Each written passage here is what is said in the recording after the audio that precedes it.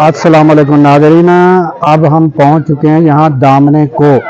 दामने को मीन्स दामन मकसद गोद और को मीन्स पहाड़, पहाड़ की गोद में। चाइनीज जो हैं ये भी यहाँ आए हुए हैं दामने को में। तो ये अपनी ये जो हैं ये यहाँ इंजॉयमेंट के लिए यहाँ आए हैं और ये अपनी वीडियो यहाँ सीन जो है ये भी रिकॉर्ड कर रहे हैं।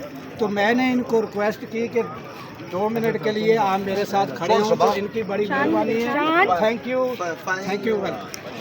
तो यहाँ पर जब पहाड़ पर हम आते हैं तो पूरे इस्लामाबाद का व्यू जो है वो नज़र आता है। तो यहाँ हम पहुँचे हैं दामने को, शाम का वक्त है, बादल भी हैं, इस वजह से कुछ अंधेरा भी छा रहा है, मगर सूरज जो है वो तो मौजूद है, मगर बादलों की वजह से कुछ अंधेरा है। तो ये आपको दामने को के मनाज़र हमने दिखा दिए और यहाँ से पूरा आपको इस्लामाबाद का व्यू नज़र आता है। अल्लाह हाफ़िज़।